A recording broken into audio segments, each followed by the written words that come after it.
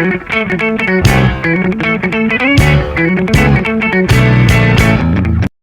balik lewat macam ni. Aku pun penat. Penat! Mana pen? Babi pen! Pen mana? Salah!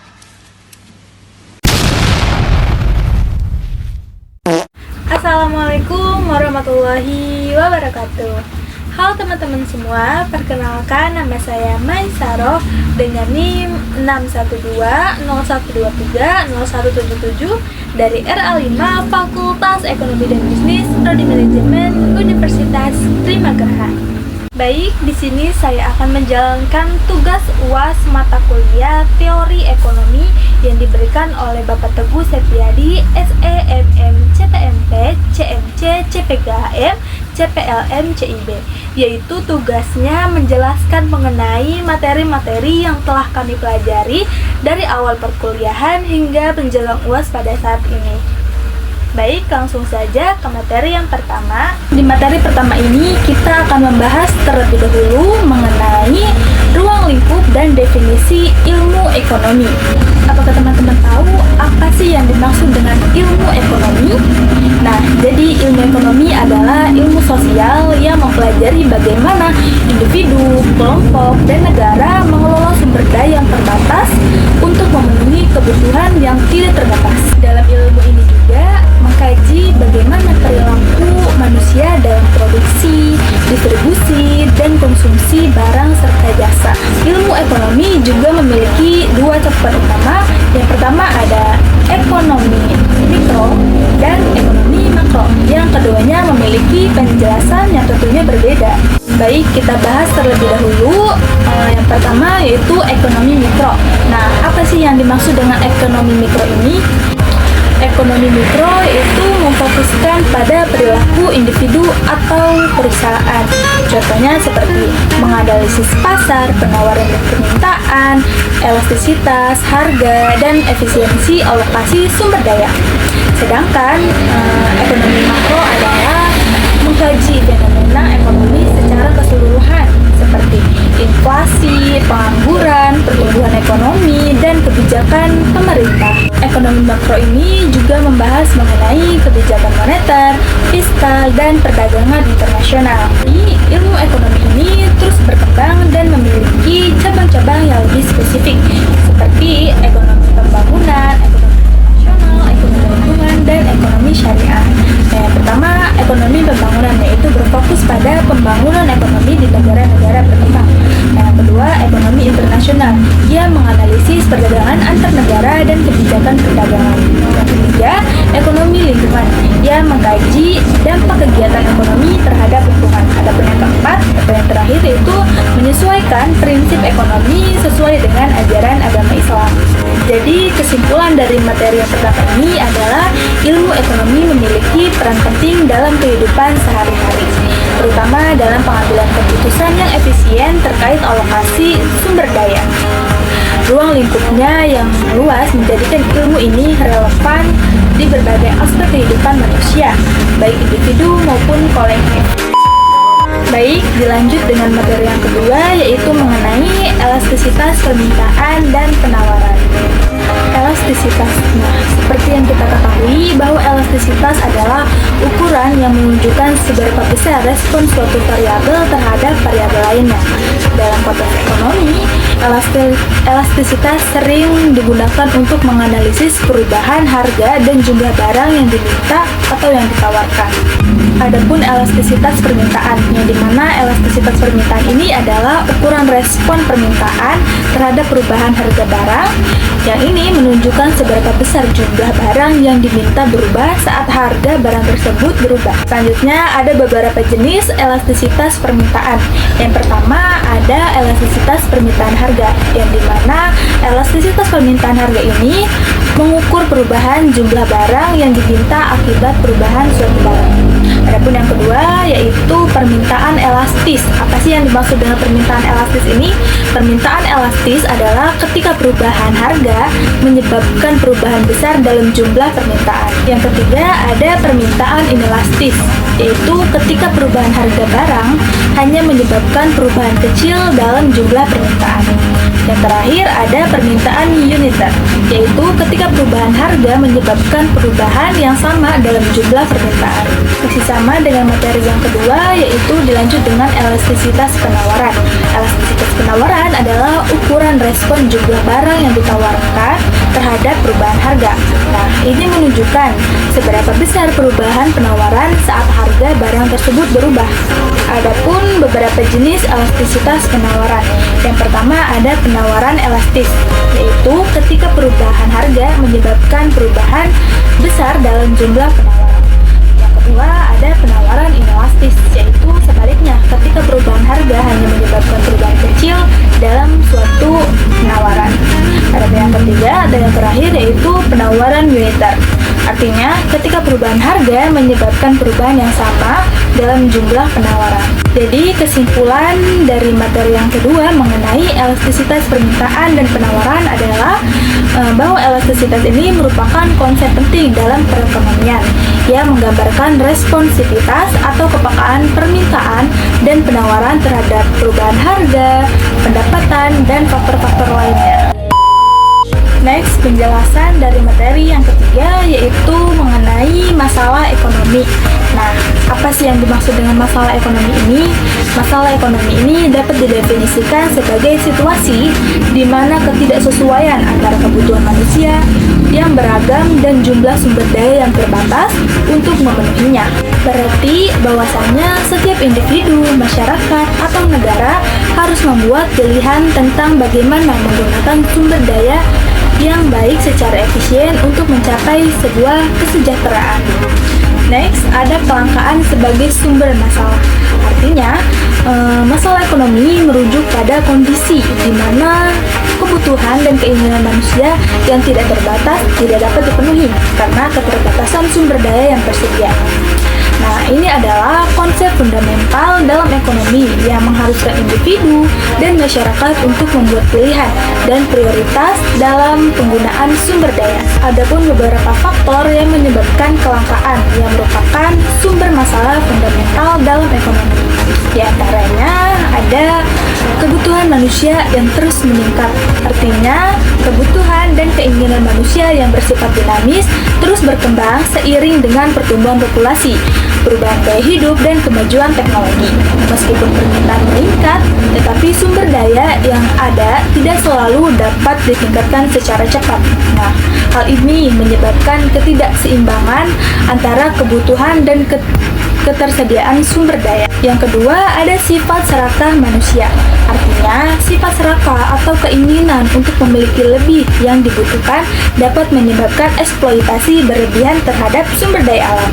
Ketika individu atau kelompok berusaha mengumpulkan kekayaan tanpa mempertimbangkan keberlanjutan, hal ini dapat mengakibatkan penurunan ketersediaan sumber daya dan menciptakan kelangkaan.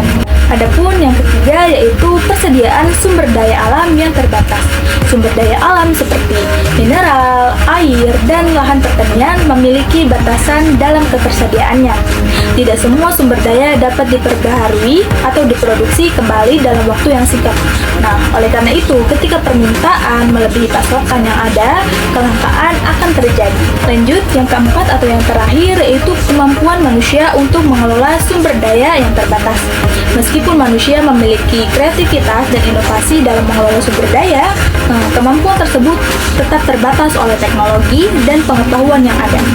Jika teknologi tidak berkembang, cukup tepat untuk meningkatkan efisiensi pengolahan sumber daya, maka akan ada batasan dalam pemanfaatan sumber daya yang tersedia. Jadi, kesimpulan untuk materi yang ketiga ini adalah masalah ekonomi muncul karena adanya kelangkaan sumber daya untuk memenuhi kebutuhan manusia yang tidak terbatas. Nah, kelangkaan ini mengakibatkan atau menyebabkan manusia harus membuat pilihan dengan penggunaan sumber daya yang tersedia. Baik, kita lanjut untuk materi yang keempat, yaitu mengenai teori biaya dan teori penerimaan. Teori biaya dan penerimaan adalah konsep penting dalam ekonomi dan manajemen yang berfokus pada analisis biaya dan pendapatan dalam pengambilan keputusan. Teori biaya ini berkaitan dengan pengukuran dan analisis semua biaya yang dikeluarkan dalam proses produksi. Nah, biaya ini dapat dibagi menjadi beberapa kategori. Yang pertama ada biaya tepat atau fixed cost, yang artinya biaya yang tidak berubah dengan jumlah produksi seperti sewa dan gaji tetap. Yang kedua ada biaya variabel atau variable cost. Nah, variable cost ini adalah biaya yang berubah seiring dengan jumlah produksi seperti bahan baku dan upah lembur. Nah, adapun yang ketiga yaitu biaya total atau total cost. Artinya jumlah dari biaya tetap dan biaya variabel. Nah, adapun yang keempat yaitu biaya marginal atau disebut juga margin cost. Artinya biaya tambahan untuk memproduksi satu unit tambahan. Selanjutnya teori penerimaan. Teori penerimaan ini berfokus pada pendapatan yang diperoleh dari penjual barang atau jasa. Adapun hal-hal yang harus diperhatikan dalam teori ini yaitu yang pertama pendapatan total, artinya jumlah total yang diterima dari penjual dihitung sebagai harga per unit dikaitkan dengan jumlah unit yang terjual. Yang kedua, pendapatan marginal, yaitu pendapatan tambahan yang diperoleh dari penjualan satu unit tambahan. Dan yang terakhir, elasticity of demand, artinya mengukur seberapa sensitif permintaan terhadap perubahan harga yang mempengaruhi penerimaan. Jadi, dalam pengambilan keputusan bisnis, penting untuk memperhatikan hubungan antara biaya dan penerima. Nah, analisis break-even point di mana total biaya sama dengan total penerimaan, membantu perusahaan menentukan jumlah minimum yang harus dijual untuk tidak mengalami kerugian. Ada beberapa tujuan dari teori biaya dan penerimaan, diantaranya untuk mengoptimalisasi keputusan produksi, pengendalian biaya, penetapan harga, perencanaan dan anggaran, evaluasi kerja, dan strategi pemasaran. Selanjutnya ada contoh biaya dan penerimaan biaya. Yang pertama ada biaya produksi yang di dalamnya mencakup bahan baku, tenaga kerja langsung, dan overhead pabrik. Kedua, biaya operasional yaitu mencakup sewa gedung, utilitas, dan gaji karyawan. Nah, yang ketiga ada biaya pemasaran. Nah, contohnya seperti iklan, promosi, dan biaya distribusi.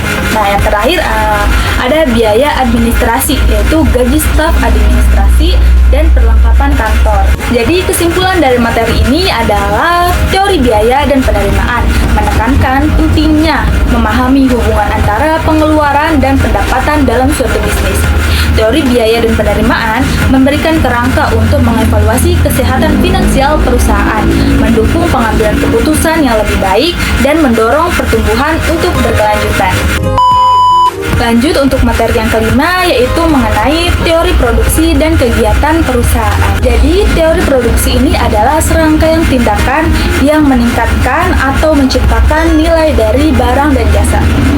Produsen adalah individu atau perusahaan yang menghasilkan produk pertanian dengan menggunakan sumber daya seperti tanah, tenaga kerja, modal, dan manajemen. Sedangkan produksi adalah proses mengubah input menjadi output. Produsen dapat membuat barang dan jasa yang tidak berguna menjadi lebih berguna, barang yang berguna menjadi lebih berguna, atau bahkan dapat meningkatkan nilai guna suatu produk menjadi lebih tinggi dari produk sebelumnya. Nah, adapun beberapa faktor-faktor produksi yang dapat digunakan dalam proses produksi terdiri dari sumber daya alam, tenaga kerja, modal, dan kewirausahaan.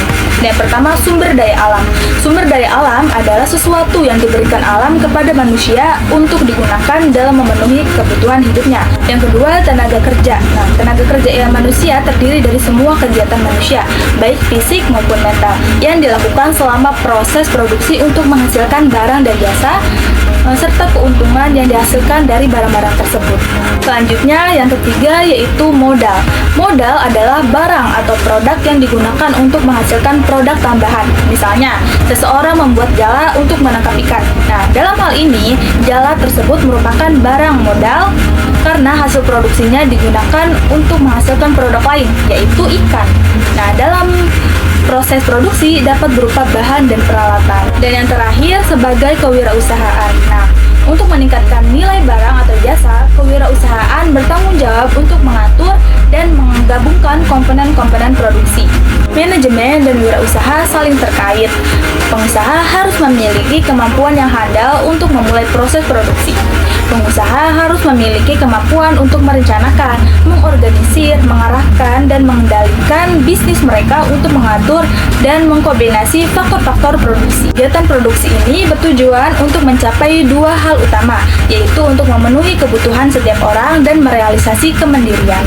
Jadi, kesimpulan dari materi ini adalah teori produksi merupakan bagian penting dari ekonomi mikro yang mempelajari bagaimana perusahaan menggunakan faktor-faktor produksi seperti tanah, tenaga kerja, modal, dan kewirausahaan untuk menghasilkan barang atau jasa.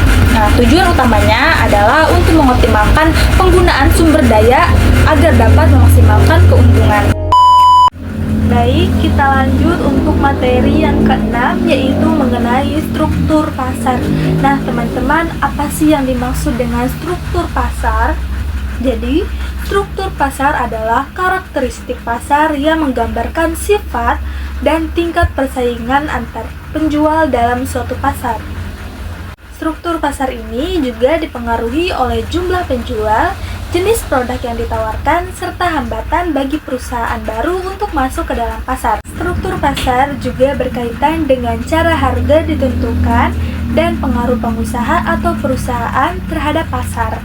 Nah, selanjutnya ada beberapa fungsi dari struktur pasar.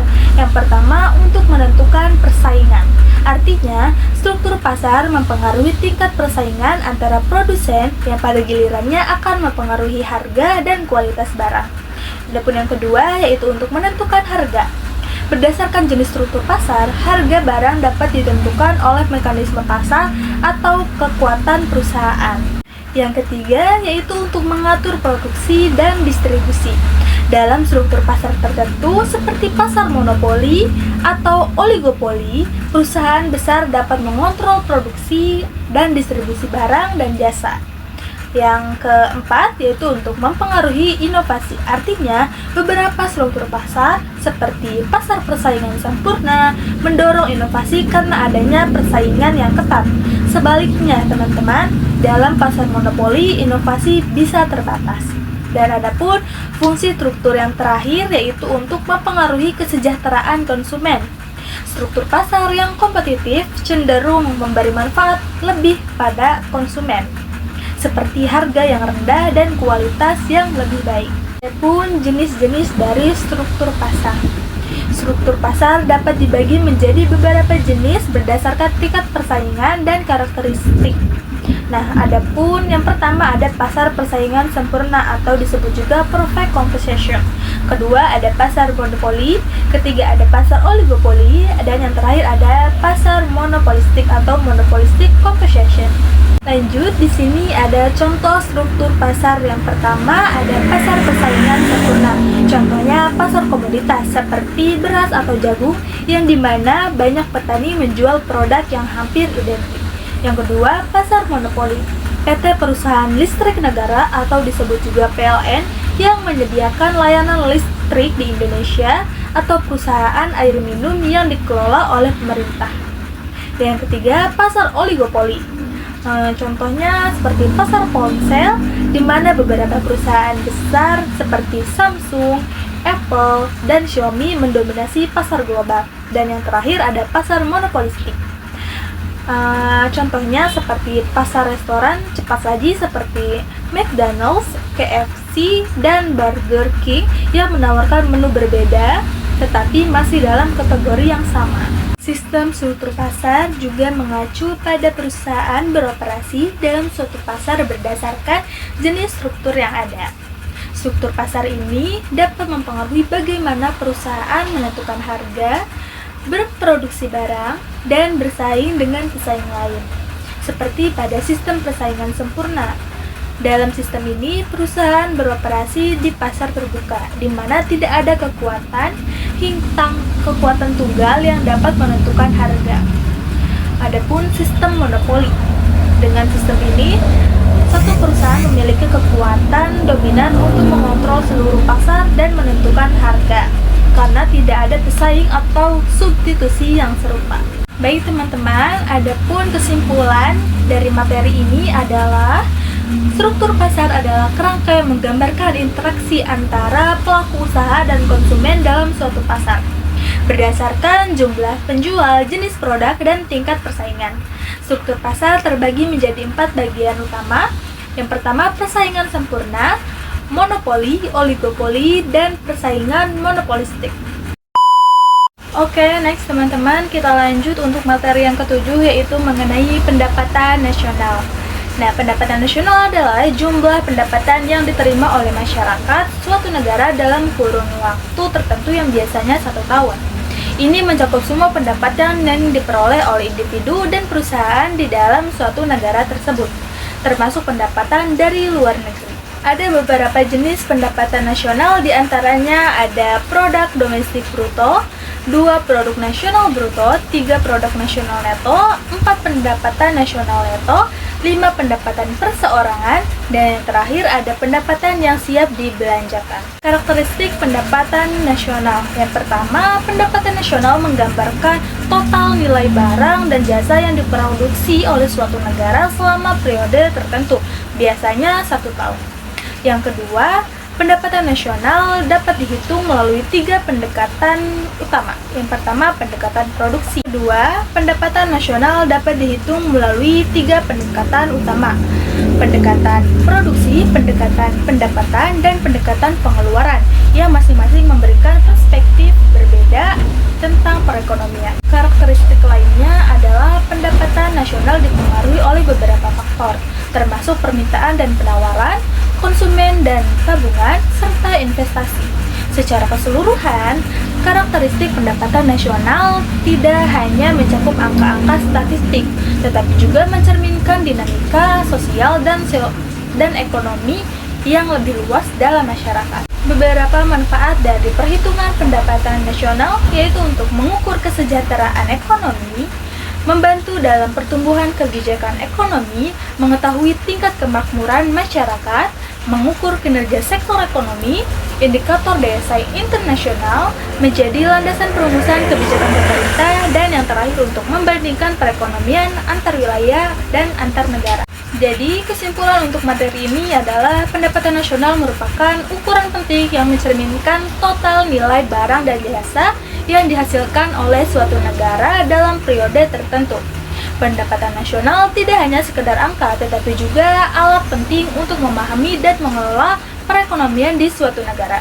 Dengan menghitung pendapatan nasional, kita dapat meningkatkan kesejahteraan masyarakat, memantau kinerja sektor ekonomi, dan merumuskan kebijakan yang tepat untuk meningkatkan pertumbuhan ekonomi. Kita lanjut untuk materi yang ke-8, yaitu mengenai persaingan monopolitis. Nah, apa sih yang dimaksud dengan persaingan monopolitis? Jadi, persaingan monopolitis adalah kombinasi antara pasar pesaing sempurna dan monopoli, atau produsen menghasilkan barang yang berbeda. Contohnya seperti pakaian, restoran, kosmetik, atau elektronik. Nah, teman-teman, ada beberapa bentuk-bentuk persaingan monopolitis. Yang pertama, diferensiasi produk. Contohnya seperti kualitas, merek, desain, atau lain-lain. Yang kedua, persaingan harga atau harga dipengaruhi oleh diferensiasi. Yang ketiga, pemasaran dan iklan, branding untuk menarik konsumen. Yang keempat, inovasi produk, artinya menambah fitur atau produk baru. Yang kelima, segmentasi pasar atau target konsumen yang spesifik. Dan yang terakhir, layanan pelanggan, yaitu dukungan penjual dan pengiriman cepat. Selanjutnya ada ciri-ciri persaingan monopolitis. Yang pertama, banyak penjual tetapi tidak sebanyak persaing sempurna. Kedua, barang bersifat berbeda corak atau differentiated product.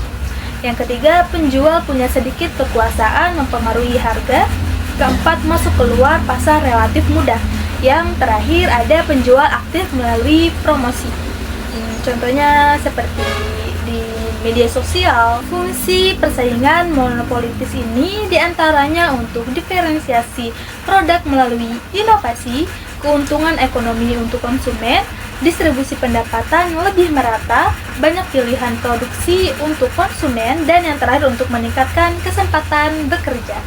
Kesimpulan dari materi mengenai persaingan monopolitis adalah bahwa persaingan monopolitis adalah suatu bentuk persaingan yang dimana terdapat banyak perusahaan yang bersaing di pasar, tetapi masing-masing perusahaan memiliki kekuatan yang signifikan dan dapat mempengaruhi harga dan kuantitas barang yang dijual.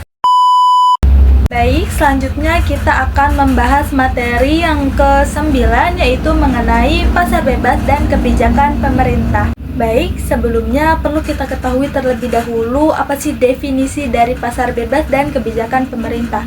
Yang pertama, pasar bebas. Nah, pasar bebas ini adalah sistem ekonomi di mana aktivitas perdagangan dan produksi tidak diinvestasikan oleh pemerintah, melainkan diatur oleh mekanisme pasar seperti permintaan dan penawaran. Terus yang kedua, kebijakan pemerintah. Nah, kebijakan pemerintah adalah langkah-langkah yang diambil pemerintah untuk mengatur, mengontrol, dan mendukung perekonomian melalui peraturan, subsidi, atau pajak. Nah, selanjutnya ada asas-asas pasar bebas dan asas-asas kebijakan pemerintah. Yang pertama ada asas pasar bebas yang dimana terbagi menjadi 3 bagian. Yang pertama, kebebasan ekonomi. Artinya, pelaku usaha bebas menentukan produk, harga, dan investasi. Kedua, persaingan sehat.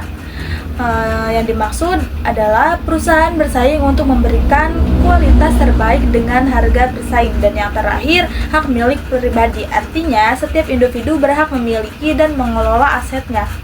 Berikutnya, asas kebijakan pemerintah terbagi menjadi 3 bagian. Yang pertama, keseimbangan ekonomi, artinya menjaga kualitas antara sektor privat dan kebutuhan masyarakat. Kedua, keadilan sosial, nah di mana mengurangi ketimpangan ekonomi. Dan yang terakhir, efisiensi, artinya meningkatkan produktivitas melalui investasi yang tepat. Adapun jenis-jenis dari pasar bebas terdapat 3 bagian. Yang pertama ada pasar barang, artinya produk dan jasa diperdagangkan secara bebas. Yang kedua, pasar modal, artinya investasi dan perdagangan saham bebas dari intervensi. Dan yang terakhir ada pasar tenaga kerja, artinya upah ditentukan oleh permintaan dan penawaran tenaga kerja. Adapun juga jenis dari kebijakan pemerintah sama ada 3 bagian. Yang pertama, kebijakan fiskal. Apa sih yang dimaksud dengan kebijakan fiskal? Kebijakan fiskal adalah mengelola pajak dan pengeluaran negara. Kedua, kebijakan moneter, artinya mengatur jumlah uang beredar melalui suku bunga. Dan yang terakhir, kebijakan proteksi, yang artinya memberikan perlindungan kepada industri lokal. Selanjutnya, kita akan membahas mengenai proses dan tata cara pasar bebas bekerja. Nah, permintaan dan penawaran menentukan harga dan jumlah produk di pasar. Pertama, kita kompetitif pasar bebas, artinya perusahaan bersaing untuk mendapatkan konsumen. Kedua, minimnya regulasi, yaitu pemerintah tidak mengatur langsung aktivitas pasar. Dan yang terakhir, inovasi dan efisiensi, yang artinya perusahaan dituntut terus berinovasi untuk tetap kompetitif. Dan adapun proses dan tata cara kebijakan pemerintah diterapkan. Nah, yang pertama, identifikasi masalah ekonomi, misalnya inflasi atau pengangguran. Kedua, perumusan kebijakan, yaitu menetapkan langkah seperti subsidi, tarif, dan regulasi. Ketiga, implementasi, yang artinya melaksanakan kebijakan melalui undang-undang atau peraturan. Dan yang terakhir yaitu evaluasi, mengatur dampak kebijakan terhadap ekonomi. Nah, berikut ada beberapa contoh dari pasar bebas, ya ada 2. Yang pertama, perdagangan internasional melalui WTO atau World Trade Organization. Kedua, pasar teknologi seperti e-commerce, Amazon atau Tokopedia. Adapun contoh kebijakan pemerintah yaitu ada proteksi, subsidi, dan regulasi. Nah, seperti yang tadi telah dijelaskan bahwa proteksi itu mengenakan tarif impor untuk melindungi industri lokal, sedangkan subsidi adalah bantuan pemerintah untuk sektor pertanian. Dan regulasi yaitu menetapkan upah minimum untuk perlindungan pekerja. Jadi kesimpulan dari materi ini adalah pasar bebas mengutamakan kebebasan ekonomi, efisiensi, dan kompetisi. Sedangkan kebijakan pemerintah adalah berfungsi sebagai mengontrol untuk menciptakan keseimbangan dan keadilan. Sinergi antara pasar bebas dan kebijakan pemerintah diperlukan untuk menciptakan ekonomi yang stabil dan berkelanjutan. Oke, next teman-teman, kita lanjut untuk materi berikutnya, yaitu materi yang ke-10 mengenai kebijakan fiskal dan kebijakan moneter. Nah, apa sih yang dimaksud dengan kebijakan fiskal? Kebijakan fiskal adalah kebijakan ekonomi yang dilakukan oleh pemerintah untuk mengatur, menerima, dan pengeluaran negara guna mencapai stabilitas ekonomi, pertumbuhan ekonomi, dan kesejahteraan masyarakat. Kebijakan ini dilakukan melalui anggaran pendapatan dan belanja negara atau disebut juga APBN. Nah, adapun fungsi dan tujuan dari kebijakan fiskal. Nah, fungsi kebijakan fiskal ada 3. Yang pertama untuk stabilitas ekonomi, distribusi pendapatan, dan simulasi pertumbuhan ekonomi. Adapun tujuan dari kebijakan fiskal yaitu menciptakan kesempatan bekerja, meningkatkan pendapatan nasional, menstabilkan harga-harga barang dan jasa, dan yang terakhir untuk mencapai pertumbuhan ekonomi yang berkelanjutan. Contoh kebijakan fiskal yang pertama ada fiskal ekspansif. Fiskal ekspansif adalah kebijakan pemerintah untuk meningkatkan pengeluaran negara atau mengurangi pajak guna mendorong pertumbuhan ekonomi. Kebijakan ini biasanya diterapkan dalam situasi ekonomi yang sedang melambat, seperti resesi atau krisis ekonomi, yang dimana diperlukan simulasi untuk meningkatkan aktivitas ekonomi, contohnya peningkatan pengeluaran pemerintah. Dan yang kedua, ada fiskal kontraktif. Fiskal kontraktif adalah kebijakan pemerintah untuk mengurangi pengeluaran atau meningkatkan pajak guna mengendalikan inflasi, mengurangi defisit anggaran, atau menjaga stabilitas ekonomi ketika terjadi overheating. Kebijakan ini biasanya diterapkan dalam situasi di mana perekonomian tumbuh terlalu cepat sehingga memicu tekanan inflasi yang tinggi, contohnya kenaikan tarif pajak.